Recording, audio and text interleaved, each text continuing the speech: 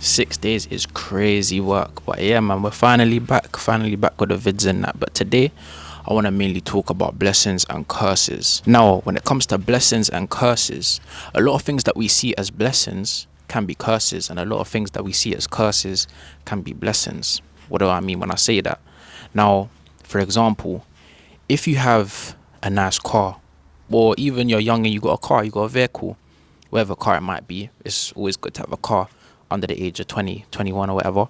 But boom, you having that achievement now requires a certain level of responsibility, a certain level of commitment. For example, you need to be keeping that car clean in and outside. Otherwise, people are going to always be telling you your car stinks, your car looks dirty, da da da da da. And at that point, you might as well not even have a car, because then it's just making you look bad.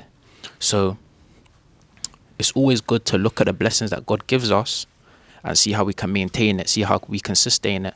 Because a lot of time when we don't get things that we pray for, things that we want, we ask God, why? Why can't I have that? Why can't I have a license? Why can't I have this? And more time it's because he knows we're going to do something like that. We're not going to be able to maintain the thing that we're asking for. Even if that's a friendship, a relationship, God might say, you need to get in shape first before you get the money to spend it all on designer. And sometimes we're just not ready for the things that we're asking for. A lot of the time we want this, and it's going to just lead us into further danger. Because think about this, imagine you spend all your money on a car, you got a nice car, you're thinking it's cool, all of that, but really it's just making you feel bad inside, because when you're driving around you don't even feel good driving it, because there's so much mess in there and stuff like that. And a lot of the time people just get lazy and get messy, and they got a lot of things on their mind. So going car wash every 2 weeks might not be at the top of someone's. As much as it's not hard to do, a lot of people still don't do it. Like, I even see a lot of people without a haircut when it's only like a 10-15 pound to go get a haircut. But it's the same thing. Even cleaning your room, a lot of people don't do it. A lot of people forget. I'm one of them people too, but that's why you might not be ready to move out and get your own house yet, because you can't keep one room tidy. So how are you going to keep a whole house tidy now? Do you see the pattern? You need to be able to sustain what you have first before you ask for more. And we was eating food, and you say to your parents, raw, like, this is nice, can I have some more? Like, auntie, let me have some more jollof, da da da da da. But you haven't finished what's on your plate now. So how are you going to ask for more?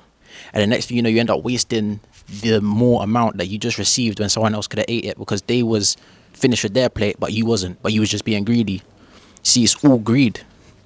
When you're asking for things that you're not ready for, then a lot of us might not realize it, but it is us being greedy. It is us being just giving into our flesh and asking for things that we don't need, but things that we want just because we feel like we're ready for it, when realistically that might not be the thing. Food is a good comparative to this, because it's even like if you go to a buffet, how many times have we gone to get a last plate or something like that, and the plate's still sitting there 40 minutes later? You know what I mean? Because we thought we could hack it, but it's not. You know what I mean? We don't have the space for it. It's the same thing like with life. A lot of time we think, yeah, we can handle this add-on, da da da da da, but it's just not gonna work. For example, you might pray day and night for a mansion, let's say, yeah, but little do you know, when you receive that mansion at this stage of your life, when you receive that, you're gonna feel so big-headed, you're gonna feel so prideful that you'll probably stop praying or stop taking your faith as seriously as you should be. You know what I mean? It can detriment your relationship with God. That being said, if that's what it's gonna cost you, God's not gonna let you have it right now. You know what I mean? When you've made that a second nature, you made that a part of your day-to-day, you've made that a part of your life, then God will say, do you know what? You've earned it, have that. And then he'll also give you the wisdom to sustain it and make sure that it doesn't ruin you in any type of way. Even yesterday, I was watching a video from little Tony, and he was saying basically, the way to get rich here is to seek first the kingdom of God. Now, I was thinking, But then as he explained it, it made sense. He said, don't pray for material things, pray for wisdom, pray for maturity to sustain what you're asking for. Or not even what you're asking for, but just maturity to sustain things, what you have now, what you have currently. Because when you get good at mastering what you have currently, that's when you will gradually build up quicker. Do you know what I mean? Instead of trying to jump, make mistakes, and then learn from the mistakes, it's better just to get the maturity. That way the mistake doesn't have to happen in the first place, because you're already in the correct mindset to receive what you're asking for. I thought to myself, that's interesting, because I never thought of it that way. I always thought like, if you want something, grind for it. But it's not that easy, because how many times have I done that? And then when I've got it, it's like, raw, okay, it's not what I thought it was going to be. It's not as fulfilling as I thought it was going to be. Why? Because fulfillment doesn't come from a materialistic object. It comes from you. It comes from the work you do every day. It comes from your relationship with God. That's how fulfillment works. And we've even spoke about that in the last couple of videos. It's not really like having all of these things that you're asking for isn't going to fulfill you, or isn't going to make you feel like you've completed life or completed the next mission in your life. It's really about, how do I feel as a man? Like, have I fulfilled my duties? Like, have I been able to carry out the things that I said I was going to do in a day? For example, every night you should be making a checklist of things you want to get done in a day. And at the end of that day, look, and you can say, raw, okay, cool, I've done at least 9 out of the 10 things that I needed to do today. That's good. That's what's going to give you real fulfillment. Not a new trap star t-shirt or a new pair of B30s. That's not going to help you right now. Like, it will help you for the minute. You'll feel good. You'll feel like the man for like 2 weeks. But trust me, after that, it's time to go again. You're going to want the B22s next. You're going to want the Canada Goose next. You're going to want the 110s next, or whatever it is. So it's about feeling fulfilled from the inside.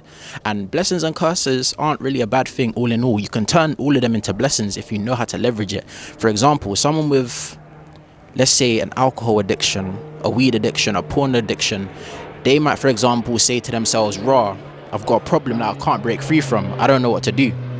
Or on the plane. But they might say to themselves, raw, all right, I've got a problem that I can't break free from. And I don't know why. I feel like I'm the only one on this earth going through this issue right now. Whole time there are millions of other people on this earth going through the same issue, millions of people probably in the same city or borough or area as you, going through the same thing. But it's about how you transcend that situation. For example, a person might see that as a weakness and now just give in to that or be a slave to their flesh, when another person might say, raw, okay, cool, I don't want to be tied up by this entity around me. So what I'm going to do is that I'm going to read my word, I'm going to pray, and I'm going to do what I can to break away from this boundary that is holding me down in my life. And as a result of doing that, that person's a stronger person with their mind because they've actually beat something. They're more fulfilled in their life because they've achieved something, not just a little thing, something big that will affect the rest of their life and their relationship with their families, their loved ones, their future kids. It's going to affect the way that they see the whole world. Don't take things as raw. I have to deal with this problem now. Think of it as, what can I learn from this problem? What can I get out of this problem? Because 9 times out of 10, the problems that we think, the devil's da-da-da-da-da, it's just God testing us. It's just a test of character. Life is going to test you every now and again, and it's right to do so.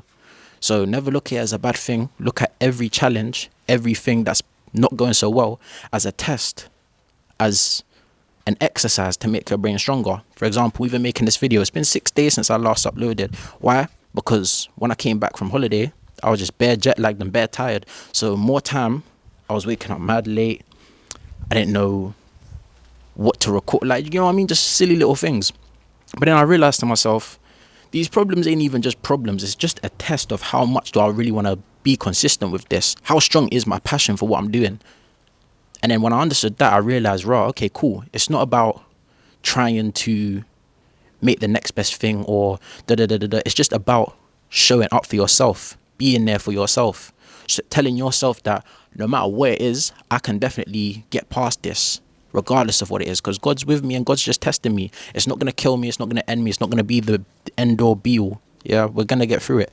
And that's just life as well. Life is about passing tests, making decisions, about making the right ones. Even if you make the wrong ones, it's all right. Learn from that and just go again. Just wheel up and go again. That's what we do. But that is going to be it for today's video. Action talks, where we do more action than talking.